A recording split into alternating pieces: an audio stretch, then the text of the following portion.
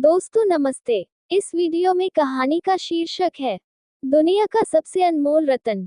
कहानी सुनो। दिलफिगार एक कंटीले पेड़ के नीचे दामन चाक किए बैठा हुआ खून के आंसू बहा रहा था। वह सौंदर्य की देवी यानी मलका दिलफ्रेब का सच्चा और जान देने वाला प्रेमी था। उन प्रेमियों में वही जो इत्र फुलेल में बसकर और शानदार कपड़ों से सजकर आशिक के वेग में माशूकियत का दम भरते हैं, बल्कि उन सीधे सादे भोले भाले फिदायों में जो जंगल और पहाड़ों से सर टकराते हैं और फरियाद मचाते फिरते हैं।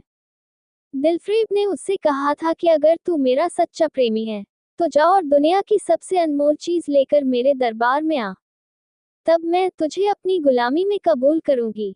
अगर तुझे वह चीज न मिले तो खबरदार इधर रुख न करना, वरना सूली पर खींचवा दूंगी।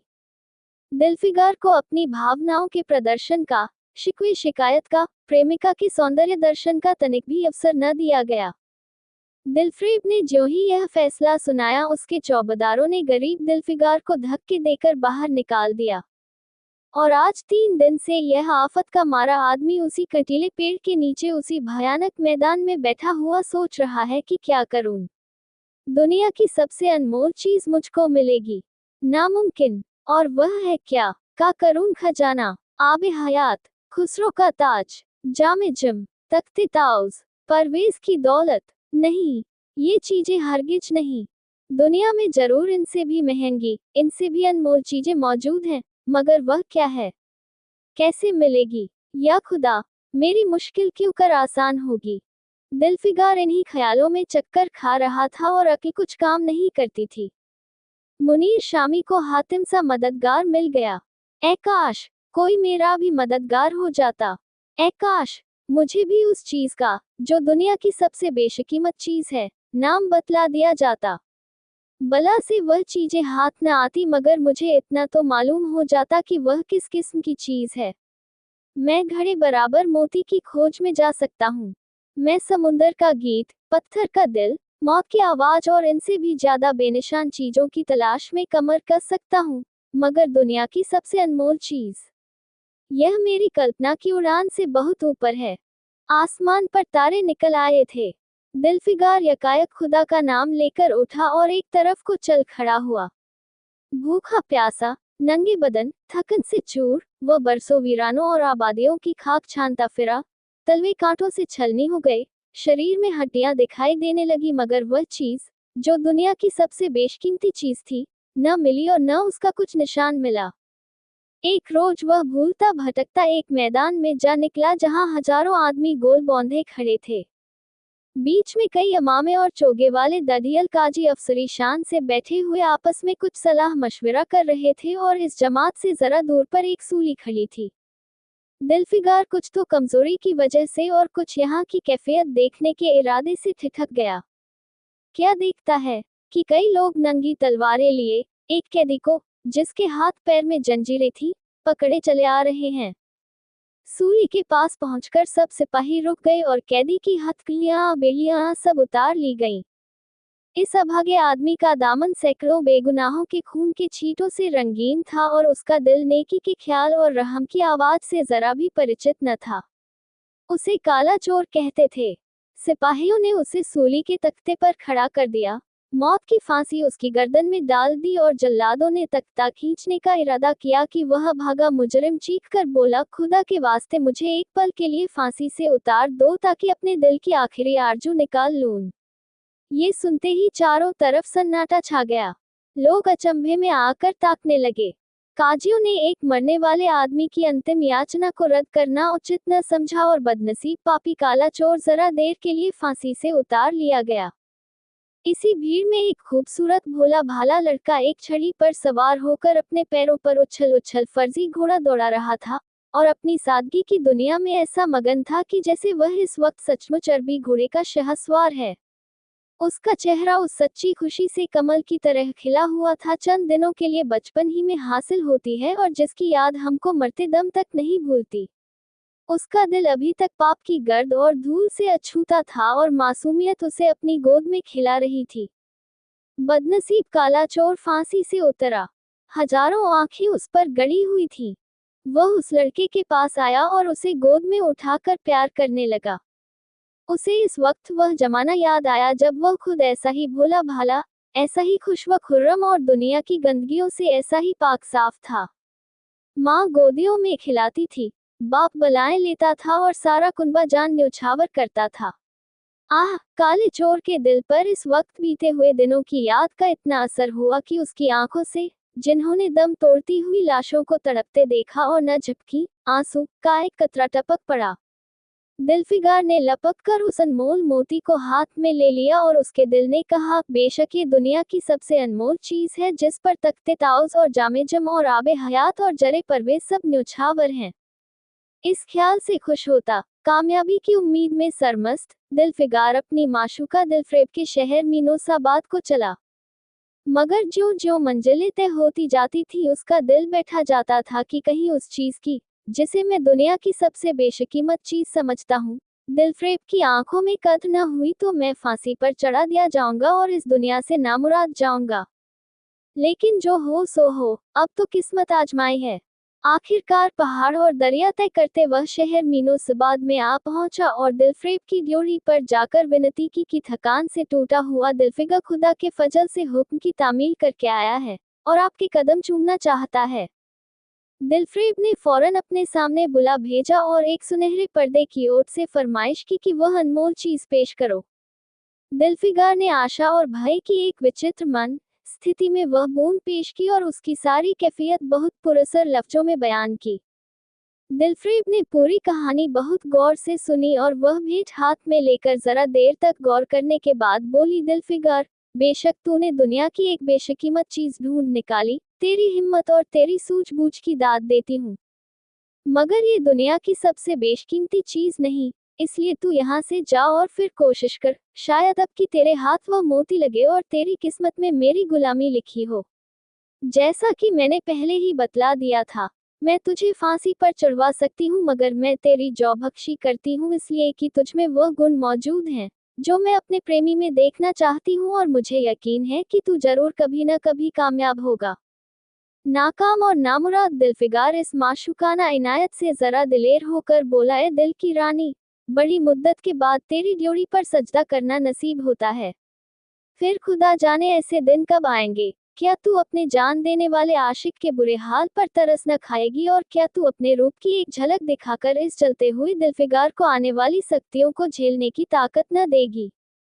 तेरी एक मस्त निगाह के नशे में चूर होकर मैं वह कर सकता हूँ जो आज तक किसी से न बन पड़ा हो। दिलफ्रेब आशिक की यह चाव भरी बातें सुनकर गुस्सा हो गई और हुक्म दिया कि इस दीवाने को खड़े खड़े दरबार से निकाल दो। चौबदार ने फौरन गरीब दिलफिगार को धक्का देकर यार के कूचे से बाहर निकाल दिया। कुछ देर तक तो दिलफिगार अपनी निष्ठुर प्रेमिका की इस कठोरता पर आंसू बहाता रहा और फिर वह सोचने लगा कि अब कहाँ जाऊं। मुद्दतों रास्ते नापने और जंगलों में भटकने के बाद आंसू की यह बूंद मिली थी। अब ऐसी कौन सी चीज है जिसकी कीमत इस आबदार मोती से ज्यादा हो। हजरते खिज्र, तुमने सिकंदर को आबे हयात के कुएं का रास्ता दिखाया था, क्या मेरी बह ना पकड़ोगे। सिकंदर सारी दुनिया का मालिक था, मैं तो एक बेघरबार मुसाफिर हूँ। तुमने कितनी ही डूबती किश्तियां किनारे लगाई हैं, मुझ गरीब का बेड़ा भी पार करो।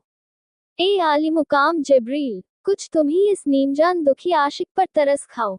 तुम खुदा के एक खास दरबारी हो, क्या मेरी मुश्किल आसान न करोगे। गरज यह है कि दिलफिगार ने बहुत फरियाद मचाई मगर उसका हाथ पकड़ने के लिए कोई सामने न आया। आखिर निराश होकर वह पागलों की तरह दोबारा एक तरफ को चल खड़ा हुआ।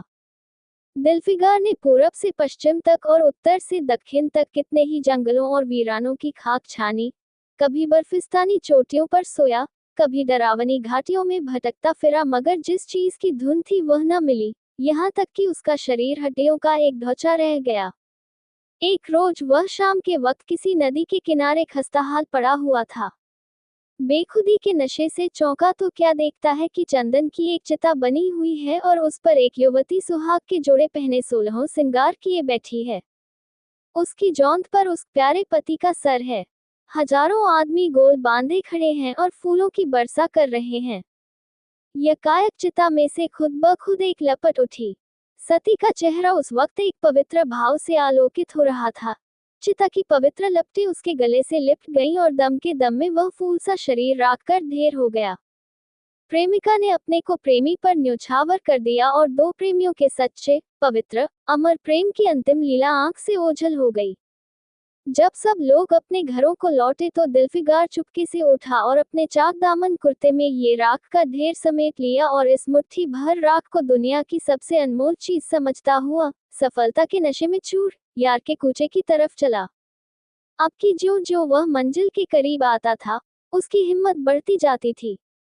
कोई उसके दिल में बैठा हुआ कह रहा था अब की तेरी जीत है, और इस ख्याल ने उसके दिल को जो जो सपने दिखाए उनकी चर्चा व्यर्थ है।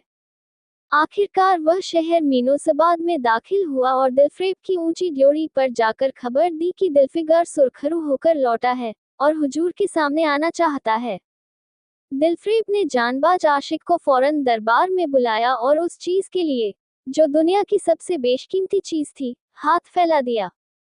दिल्फिगार ने हिम्मत करके उसकी चांदी जैसे कलाई को चूम लिया और मुट्ठी भर राख को उसकी हथेली में रखकर सारी कैफियत दिल को पिघला देने वाले लफ्जों में कह सुनाए और अपनी सुंदर प्रेमिका के होठों से अपनी किस्मत का मुबारक फैसला सुनने के लिए इंतजार करने लगा।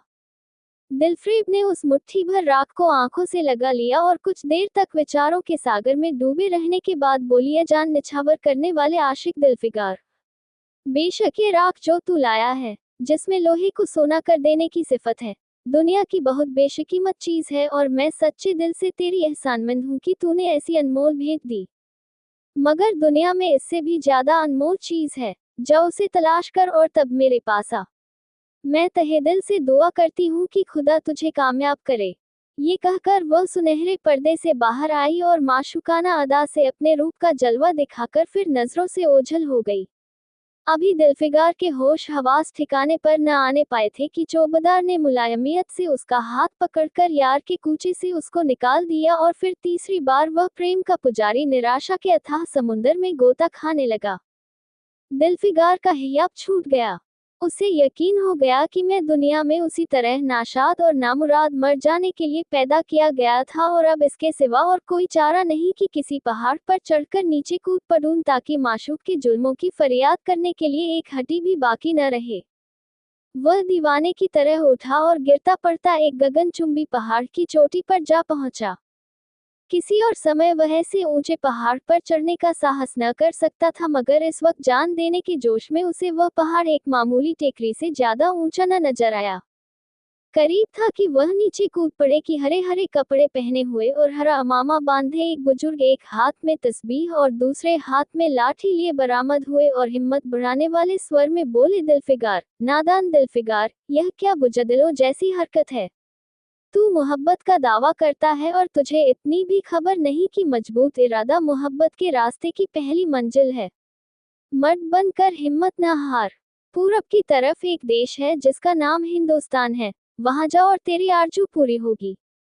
ये कहकर हजरते खिच्र गायब हो गए। दिल्फिगार ने शुक्रिया की नमाज अदा की और ताज़ा हौसले, ताज़ा जोश और अलौकिक सहायता का सहारा पाकर खुश खुश पहाड़ से उतरा और हिंदुस्तान की तरफ चल पड़ा।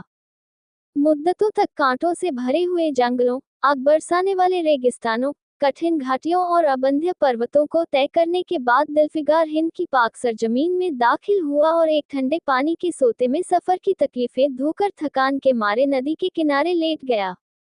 शाम होते होते वह एक चटियल मैदान में पहुंचा जहां बेशुमार अधमरी और बेजान लाशें बिना कफन के पड़ी हुई थी। चील, कौए और वहशी दरिंदे भरे पड़े थे और सारा मैदान खून से लाल हो रहा था।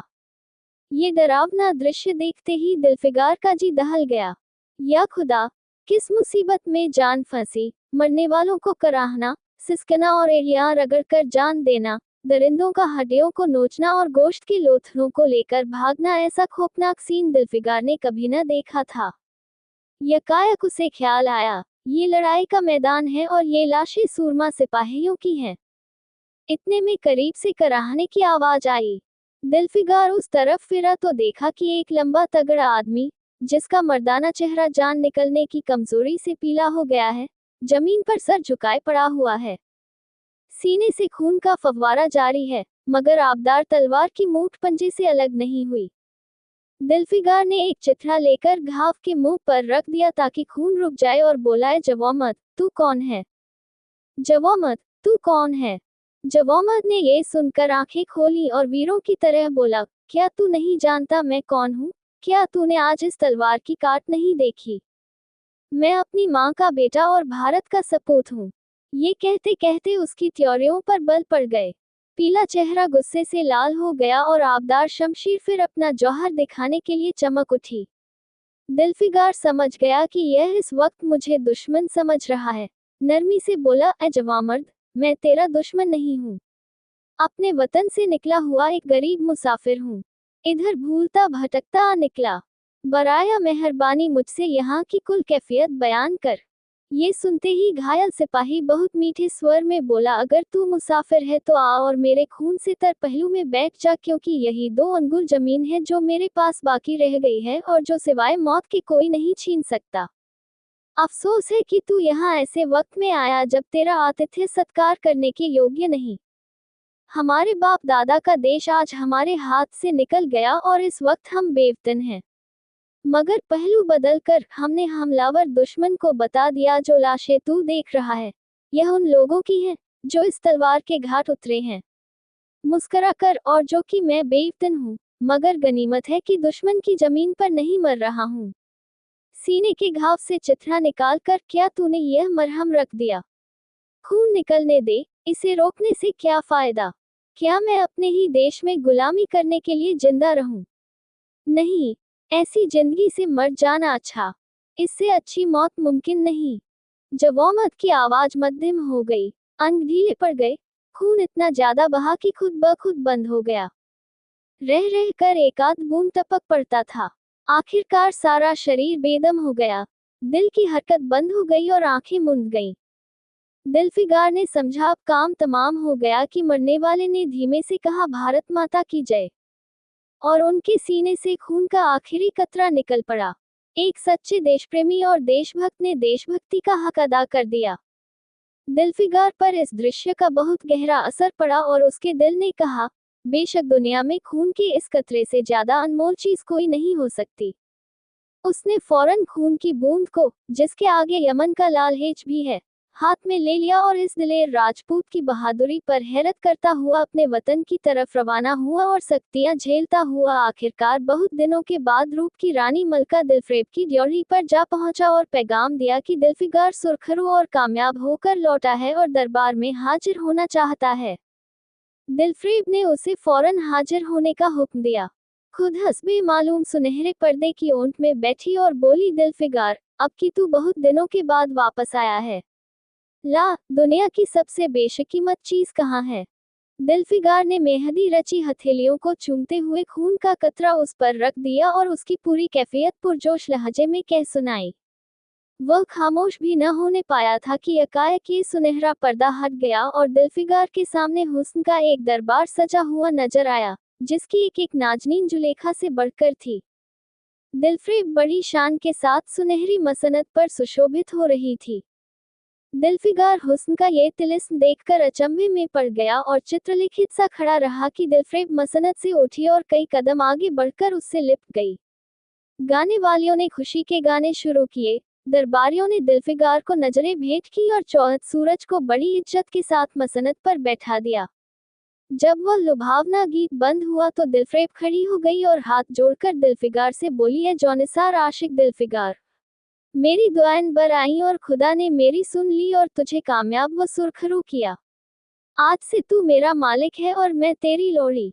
ये कहकर उसने एक रत्नजटित मंजूषा मंगाए और उसमें से एक तख्ती निकाली जिस पर सुनहरे अक्षरों से लिखा हुआ था, खून का वह आखिरी कतरा जो वतन की हिफाजत में गिरे दुनिया की सबसे अनमोल चीज है।